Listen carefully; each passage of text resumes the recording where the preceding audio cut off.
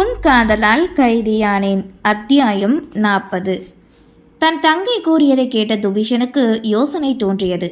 தான் எப்படியாவது இஷான்வியை நேரில் சந்தித்து ஒரு முறை பேசி பார்த்தால் உண்மை தெரிய வாய்ப்பிருக்கிறது. ஏனென்றால் அவளின் தந்தைக்கும் என் தந்தைக்கும் இடையில் ஏதாவது பிரச்சனை இருந்தால் அவளுக்கு அது தெரிந்திருக்க வாய்ப்பிருக்குமல்லவா? அடுத்த முறை அவளை காணும்போது நல்ல செய்தியோடு தான் பார்க்க வேண்டும் என நினைத்துதான் இத்தனை நாட்கள் அவளை காணாமல் இருந்தான். இக்கட்டான நிலையில் பார்க்க விரும்பினாலும் அவளை காண முடியாத ஒரு சூழ்நிலைக்கு அவன் தள்ளப்பட்டான். சரி, இப்பொழுது எப்படியாவது அவளை பார்த்துவிட வேண்டும் என்று அதற்கான முயற்சியில் இறங்க அனைத்தும் தோல்வியைத்தான் தழுவியது. தன் நண்பனை வைத்து கூட உதவி கேட்டு பார்த்து விட்டான். அப்போதும் அவனுக்கு சிறைச்சாலைக்குள் செல்ல எந்த அனுமதியும் கிடைக்கவில்லை. அவன் அறியாத ஒன்று, அவனுக்கு அனுமதி கிடைக்காததற்கு காரணம் அவன் தந்தை. ஏற்கனவே ஒருமுறை தன் மகன் உள்ளே சென்று இஷான்விடம் பேசிவிட்டு வந்தான் என்ற தகவலை அறிந்த அவனின் தந்தையோ இனி அடுத்த தடவை இவன் சந்திக்கவே கூடாது என மனதில் நிறுத்தியே அதற்கான அனைத்து தடங்களையும் முன்னவே ஏற்பாடு செய்து வைத்திருந்தார். அதனாலே அவனால் உள்ளே செல்ல முடியவில்லை. ஒரு வக்கீல் வைத்து அவரின் மூலமாக சென்று விசாரித்து வரலாம் என நினைத்தால் ஒருவருமே தனக்கு கிடைக்காமல் போகவே என்ன செய்யலாம் என்று யோசித்தான். தேவர்ஷனிடம் இதை பற்றி பேசலாம். அவன் ஒரு காவல் அதிகாரி தானே, அவனுக்கு உள்ளே செல்ல அனுமதி இருக்கும் அல்லவா? அவனோடு சென்று பேசிவிட்டு வரலாம் என நினைத்து அவரின் உதவியை நாட தன் கைபேசியை எடுத்தான். அவன் அழைப்பு விடுக்கும் முன்னே மாடியிலிருந்து கீழே வந்த அவனின் தங்கை நவீனா கைபேசியில் தந்தையோடு பேசியவாறே இறங்கினாள். ஏற்கனவே துபிஷன் அவளிடம், நம்ம கண்டுபிடிச்சத அப்பா கிட்ட நீ சொல்லவே சொல்லாத, சரியா? தெரிஞ்சுக்காத மாதிரியே காட்டிக்கோ என கூறி இருந்ததால் எப்போதும் எப்படி பேசுவாளோ அப்படித்தான் அன்றும் தந்தையிடம் பேசிக்கொண்டே கீழே இறங்கினாள். தன் தங்கை தந்தையிடம்தான் பேசுகிறாள் என்பது புரிந்தே தேவர்ஷனுக்கு அழைப்பு விடுக்கவில்லை. அப்படியாப்பா, சரி, நான் புக் பண்ணிடுறேன். எனக்கு நல்லாவே தெரியும், யாருக்கும் தெரியாமல் நான் பார்த்துக்கிறேன் இந்த விஷயத்த. சரி, இப்போவே நான் புக் பண்ணிடுறேன் என கூறி அழைப்பினை துண்டித்து திரும்ப தன் அண்ணன் ஹாலில் அமர்ந்திருப்பதை கண்டாள். அவருக்கு என்ன? தங்கையை பார்த்து கேட்க, யாரோ மும்பையிலிருந்து ஒரு பிஸ்னஸ்மேன் ஒருத்தர் வராராம். அவருக்கு ரூம் புக் பண்ணணுமா? ஹோட்டல் பேர் சொல்லி இந்த ஹோட்டலில் ரூம் புக் பண்ணிவிடு, யாருக்கும் தெரியாமல் புக் பண்ணு அப்படின்னாரு. அப்படின்னு சொல்லிட்டு நான் லைனை கட் பண்ணிட்டேன். உனக்கு இதை பற்றி எதுவும் தெரியுமா என தன் அண்ணனிடம் கேட்கவே, தெரியும் தெரியும், இதுக்கு முன்னாடி அந்த மும்பைக்காரன் வரும்போதெல்லாம் நான் தான் ரூம் புக் பண்ணி கொடுப்பேன். யோசனையாகவே இருக்கு, எதுக்கு யாருக்குமே தெரியாமல் இதை அப்பா பண்ணணும்? இந்த கொலைக்கும் இந்த மும்பைக்காரனுக்கும் ஏதோ சம்மந்தம் இருக்குமோ? யாருக்குமே தெரியாமல் அப்பா இந்த வேலையை பார்க்குறாரு அப்படின்னா ஏதோ இருக்குல்ல. நீ யோசிச்சது சரி, முதல்ல இது என்னன்னு நீ பாரு என்றதும் அவனும் சரி என கூறினான். சரி நவீனா, எனக்கு ஒரு உதவி பண்ணுறியா என்றதும், என்ன சொல்லு, கண்டிப்பாக பண்ணுறேன். அந்த போலீஸ்காரங்கிட்ட இருந்து எதுக்கும் நீ கொஞ்சம் தள்ளியே இரான்னா. அந்த திமிரு பிடிச்சவன்கிட்ட எல்லாம் நீ உதவி கேட்கணும்னு அவசியமே இல்லை. முடிஞ்ச அளவு நீயே கண்டுபிடிக்க பாரு. எனக்கு அவனை சுத்தமாக பிடிக்கவே பிடிக்கல. அவனை பார்த்தாலே ஒரு மாதிரி எரிச்சலாகவே இருக்கு. சரி, அதை விடு, நீ என்ன உதவி கேட்ட சொல்லு. அப்பாவோட ஆஃபீஸ்க்கு போ. அங்கே எப்படியும் அப்பா ஒவ்வொரு இதுக்கும் கணக்கு எழுதி வச்சிருப்பாரு. அந்த அக்கௌண்ட் புக்கில் இருக்கும். அவர் முன்னாடி தான் அவர் டேபிளில் இருக்கும். அந்த நோட்டில் கரெக்டாக நான் சொன்ன டேட்டில் என்னென்ன பில்லெல்லாம் அட்டாச் பண்ணியிருக்காங்க அப்படின்ட்டு பார்த்து நீ எனக்கு சொல்லணும். ஒருவேளை அந்த விஷ பாட்டில் உள்ள அந்த பேமெண்ட்டுக்கான இது ஏதாவது ஒரு ஆதாரம் அதில் இருந்துச்சு அப்படின்னா நம்ம ஈஸியாக அந்த தகவலை சேகரித்து வச்சுக்கலாம். கண்டிப்பாக அது நமக்கு பின்னாடி ரொம்பவே யூஸ் ஆகும். என்னன்னா, அந்த மருந்து விட்டால் ஒரு 100 ரூபாய் இருக்குமா? அந்த மருந்தெல்லாம் அப்பா நோட் பண்ணி வைப்பாரு. நாராயணன் அந்த எடுபடி அவங்க காசை கூட போட்டு வாங்கி கொடுத்துருக்கலாம்ல. இல்லை, அப்பா யாரையுமே அவ்வளோ சீக்கிரம் நம்ப மாட்டார். இவர் காசு கொடுத்து வாங்குறதுக்கான ஏற்பாடு பண்ணாலும் பண்ணி இருந்திருப்பாரு.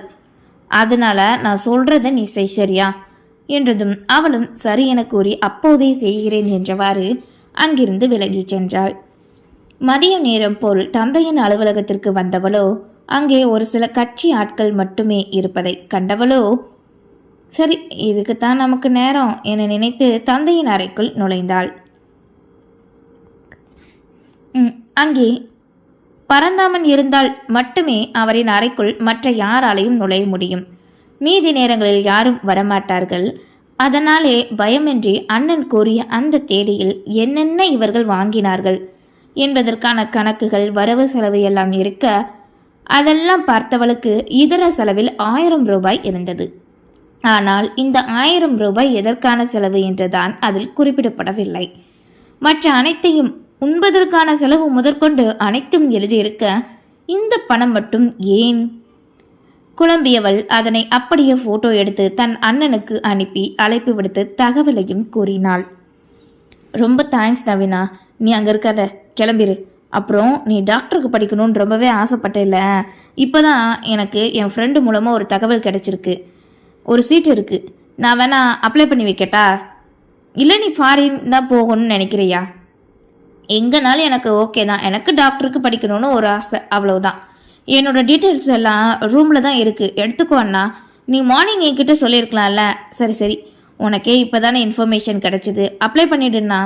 நான் கன்ஸ்ட்ரக்ஷன் நடக்கிற இடத்துக்கு போகணும் என கூறி அழைப்பினை துண்டித்தாள். அந்த மும்பையிலிருந்து வந்த தொழிலதிபரை தான் சந்தித்து பேசினால் என்ன? மறைமுகமாக எதையாவது அவரிடம் விசாரித்து பார்க்கலாம். விசாரித்தால் தனக்கு தெரிய வாய்ப்பிருக்கும் அல்லவா? அவர் வந்த அந்த நாட்களில்தான் ஈஷான்வின் அப்பாவும் தன் தந்தையை சந்தித்து அடிக்கடி பேசியதுண்டு. எப்படியும் தங்கை கூறியது போல் அவர் இங்கு 4 நாட்கள் இருப்பார்கள் என்றாலே, இன்று மாலையிலிருந்து 4 நாட்கள் என்றால் நாளை சென்று அவரை சந்தித்து வரலாம் என நினைத்தான். இரவு நேரம் வழக்கம் போல் தேவர்ஷன் வேலையை முடித்து வீட்டுக்கு வர அவனின் தந்தையோ அவனுக்காக காத்திருந்தார். வாடா வா, உட்காரு, இங்கே பாரு, கொஞ்சம் ஃபோட்டோஸ் காட்டுறேன், இதில் உனக்கு எந்த பொண்ணு பிடிச்சிருக்குன்னு பாரு என கூறி சோஃபாவில் முன்னிருந்த டேபிளில் இருந்து சில புகைப்படங்களை எடுத்து மகனிடம் நீட்டினார். அப்பா, என்ன இது? உனக்கு பொண்ணு பார்க்க ஆரம்பிச்சிட்டேன்டா. புரோக்கர் கிட்ட சொல்லியிருந்தேன், அவன் பொண்ணுங்களோட ஃபோட்டோ கொடுத்துட்டு போயிருந்தான். இந்த பொண்ணுங்களோட ஃபோட்டோ எல்லாம் உன்னோட ஜாதகத்துக்கு மேட்ச் ஆகுதா? அதான் நீ பார்த்து சொன்னா இதுலேருந்து ஏதாவது நம்ம தேர்ந்தெடுக்கலான்னு நினைக்கிறேன். நான் ஒரு 2-3 ஃபோட்டோ பார்த்துருக்கேன். அது நம்மளோட குடும்பத்துக்கு ஏற்ற பொண்ணா தெரியுது. அதுவும் உனக்கு பிடிச்சிருந்தா ஓகே. என்ன சொல்ற நீ என்றார். தந்தை கூறியதை கேட்டவனுக்கு ஏற்கனவே தன்னை சுற்றி 1000 பிரச்சனைகள் இருக்கிறது. இதில் ஈஷான்வியை வேறு தான் வெளியே கொண்டு வர வேண்டும். இந்த லட்சணத்தில் தனக்கு கல்யாணம் இப்போது தான் வேண்டாம் என மறுத்தாலும் ஏன், எதற்கு, இன்னும் அந்த பெண்ணை நினைத்து கொண்டிருக்கிறாயா என்று கேள்விகள் எல்லாம் எழுப்புவார் என மனதில் புலம்பிக் கொண்டு அந்த புகைப்படத்தை வாங்கினான். இப்போ என்ன, இதில் நான் ஏதாவது ஒரு பொண்ணை செலக்ட் பண்ணணும், அவ்வளவுதானே? நீங்கள் செலக்ட் பண்ண பொண்ணை ஃபஸ்ட்டு காட்டுங்க என்றதும் அவருக்கு அவ்வளவு சந்தோஷம். தான் பார்த்த பெண்ணை திருமணம் செய்து கொள்ள இவன் முன்வருகிறானே, அதுவே போதும் என்ற நினைப்பில் உதயகுமாரும் ஒரு 4 பெண்களை அதிலிருந்து எடுத்து காட்டினார். அதனை பார்த்தவனுக்கு, இல்லைப்பா, எனக்கு இந்த 4 பொண்ணுமே பிடிக்கல, வேற ஏதாவது இருந்தால் பாருங்க. அதற்கு மேல் எதுவும் கூறாமல் அங்கிருந்து எழுந்து சென்று விட்டான். எப்படியும் இவர்கள் அடுத்த முறை இன்னும் சில பெண்களை தேடிக்கொண்டு வர நேரமாகும். அதற்குள் எப்படியாவது தான் ஈஷான்வியை வெளியே எடுத்து விட வேண்டும். அதன் பிறகு அவளை அழைத்து வந்து பேசி இவர்களின் சம்மதத்தையும் வாங்கிவிட வேண்டும் என்ற நினைப்பில் இருந்தான். மறுநாள் ஆதவன் விழி திறந்துவிட வழக்கம் போல் அன்றைய நாள் சென்றது. மாலை நேரம் அந்த மும்பையிலிருந்து வந்த தொழிலதிபரை சந்திக்க துபீஷன் அங்கு தங்கியிருந்த ஹோட்டலுக்கு சென்றான். ஏற்கனவே அந்த ஹோட்டல் அவனுக்கு நன்றாக தெரியும். முன்பு அவன்தானே புக் செய்வான் அடிக்கடி. அதனாலே இப்போது அந்த ஹோட்டலுக்கு செல்ல அறை எண் என்ன என்பதை தங்கையிடம் கேட்டு அந்த இடத்திற்கு செல்லும் போது உள்ளே இருந்து வெளியே ஈஷான்வியின் பெரியப்பா கார்முகிலன் வருவதை கண்டான். இவையே இங்கே வந்துட்டு போறாரு, இவங்களுக்கும் வேற ஏற்கனவே சம்மந்தம் இருக்குல்ல, ஏதோ ஒரு லேண்ட்ல தானே அவங்க அந்த மருந்தெல்லாம் வச்சிருக்கிறதா முன்ன சொல்லிக்கிட்டு இருந்தாங்க. அதுக்காக ஏன் ஒவ்வொரு தடவையும் இவர் வந்து பார்த்துட்டு போகணும்? வரும்போதெல்லாம் ஏதோ இருக்கு, சம்திங் ராங். மனதிற்குள் நினைத்தவனோ அவர் சென்று வெகுநேரமாகிய பின்னே அவன் தங்கி இருந்த அறையின் ஹாலிங் பெல்லை அழுத்தினான். உள்ளே வர அனுமதி கொடுத்ததும் உள்ளே செல்ல, அடடா தம்பி, வா வா, உங்க அப்பா வெளியூர் போயிருக்கேன் அப்படின்னு சொன்னாரு. என்ன விஷயம்? என்ன பார்க்க வந்திருக்க? என்க. ஒன்றும் இல்லை, அப்படியே சும்மா பார்த்துட்டு போகலான்னு வந்தேன். நீங்கள் வந்திருக்கிறதா தகவல் வந்தது, அதான். அப்புறம் எப்படி இருக்கீங்க? தொழிலெல்லாம் எப்படி போகுது? நல்ல லாபம் கிடைக்குதா உங்கள் பிஸ்னஸில்? என்று யதார்த்தமாக பேச்சினை கொடுக்க ஆரம்பிக்க, அவருமே இவன் என்னென்ன பேசுகிறானோ அதற்கு மட்டுமே பதில் கொடுத்தாரே தவிர வேறு எதுவும் பேசவில்லை. நேரங்கள் தான் கடந்ததே தவிர ஒன்றுமே அவனுக்கு அவரிடமிருந்து கிடைக்கவில்லை. சரி என அங்கிருந்து கிளம்பவும் விட்டான். அவன் அந்த அறையை விட்டு வெளியே செல்ல அவனின் பின் முதுகை கண்டு ஏளனமாக ஒரு சிரிப்பு சிரித்தார் அந்த மும்பைக்காரன். என்கிட்டயேவா ஏதாவது பேசி போட்டு வாங்கலான்னு நினைக்கிறியா? உங்க அப்பா எல்லாமே என்கிட்ட சொல்லிட்டாரு. உனக்கு உங்க அப்பனுக்கும் இப்ப முட்டல் மோதல் இருக்குன்னு என்கிட்ட இருந்து ஒண்ணுமே உன்னால கறக்க முடியாது என மனதுக்குள் நினைத்து கொண்டார். தோல்வியை சந்தித்தவனுக்கு அடுத்து என்ன என்பது புரியவில்லை. ஆனால் ஏதோ இருக்கிறது என்பது மட்டும் அவனால் உறுதியாக உணர முடிந்தது. அப்படியே அன்றைய நாளும் சென்றுவிட, மறுநாள் ஒரு 11 மணி போல் இஷான்வின் கல்லூரி இங்கே பரபரப்பாக இருந்தது. அந்த கல்லூரி ஹாஸ்டலில் ஒரு பெண் தூக்கு போட்டு தற்கொலை செய்து கொள்ளவே காவல் நிலையம் வரை அந்த செய்தி பரவிவிட்டது. எப்படியும் அந்த தற்கொலை செய்து கொண்ட பெண்ணை எடுத்துச் செல்ல போலீஸும் ஆம்புலன்ஸும் வந்துதான் ஆக வேண்டும் என்பதால் வேறு வழியின்றி முதலில் காவல் நிலையத்திற்கே தகவல் அளித்து விட்டனர். காவல் நிலையத்திற்கு இந்த தகவல் அலைபேசியின் மூலம் வந்ததுமே அந்த கல்லூரியின் பெயரை கேட்ட தேவர்ஷன் தானே சென்று இதனை விசாரித்து முடித்து விடுவதாக கூறி அங்கிருந்து கிளம்பினான். அவன் நினைத்தால் கான்ஸ்டபிள் எஸ்ஐ யாரையாவது அனுப்பி வைக்கலாம். ஆனால் அந்த கல்லூரியின் பெயர், அது ஒன்று. அந்த எண்ணத்தில் மட்டுமே அவனை நேரடியாக நிகழ்விடத்திற்கு சென்றான். கல்லூரிக்குள் நுழைய அவனை வரவேற்றது கார்முகிலன் தான். உடன் அங்கே பணிபுரியும் ஆசிரியர்களும் ஹாஸ்டலில் வார்டனாக இருப்பவரும் அங்கே வேலை பார்ப்பவர்களும் உடன் இருந்தனர். என்னாச்சு? எப்படி அந்த பொண்ணு தற்கொலை பண்ணது? ஏதாவது இன்ஃபர்மேஷன் இருந்துச்சா? யார் முதல்ல பார்த்தது? இங்கே ஹாஸ்டல் எங்க இருக்கு? அந்த பொண்ணு எந்த இடத்துல இருக்கா என கேட்டுக்கொண்டே அவர்களை பரபரப்பாக்க கார்முகிலனுக்கு உள்ளுக்குள் ஒரு படபடப்பு. என்னாச்சு? ஏதாவது சொல்லுங்க, இப்படி அமைதியா இருந்தா என்ன அர்த்தம் என்று சத்தமாக கேட்க அவனின் அன்னை ஈஸ்வரி தான் முன்னே வந்தார். அந்த பக்கம் தாண்டா ஹாஸ்டல் இருக்கு, வா, நான் உன்னை கூட்டிட்டு போறேன். இவன் என்னோட பையன்தான், வேற யாரும் இல்லை என அங்கிருந்த ஆசிரியர்களிடம் அந்த சூழ்நிலையில் கூட பெருமையாக கூறிவிட்டு தன் மகனை அழைத்து கொண்டு ஹாஸ்டல் நோக்கி சென்றார். உடன் அனைவரும் அவர்களோடு பயணித்து நடந்து வந்தனர். சிறிது தூரம் சென்ற பின் ஹாஸ்டலுக்கு நுழைந்தனர். எந்த அறையில் அந்த பெண் தூக்கில் மாட்டி தற்கொலை செய்து கொண்டாலோ அந்த அறைக்கு செல்ல இன்னும் அதே நிலையில்தான் தொங்கிக் கொண்டிருந்தாள். அதை கண்டதுமே, யார் முதல்ல இதை கவனிச்சது? இந்த ரூம்ல இந்த பொண்ணு மட்டும்தான் இருக்காளா, இல்ல வேற யாரும் இருக்காங்களா என்று கேட்க அந்த ஹாஸ்டல் வார்டன் உடனிருந்த பெண்ணை அழைத்து வந்தார். இந்த பொண்ணு 2 பேரும் ரூம் மட்டும்தான் சார். இது நேற்று இந்த பொண்ணு நல்லா தூங்கிட்டா. காலையில் இந்த பொண்ணு எழுந்திருக்கும் போது அந்த பொண்ணு இல்லை. அவர் ரெஸ்ட் ரூம் போயிருக்கா அப்படின்னு நினச்சிக்கிட்டு இந்த பொண்ணு அதை கேஷுவலாக விட்டுட்டா. அதுக்கப்புறம் வெளியில் பிரேக்ஃபாஸ்ட் முடிச்சுட்டு காலேஜ் பிரேக் டைமில் உள்ளே வந்து பார்க்கும்போது இவ சடனாக இப்படி தூக்கில் தொங்குனதை பார்த்து பயந்து போய் கத்திட்டா.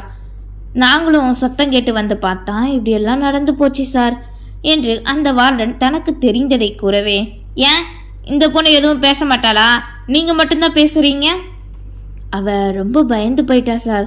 ஏற்கனவே அந்த பயத்தில் இவளுக்கு ஃபீவர் வேற வந்துருச்சு.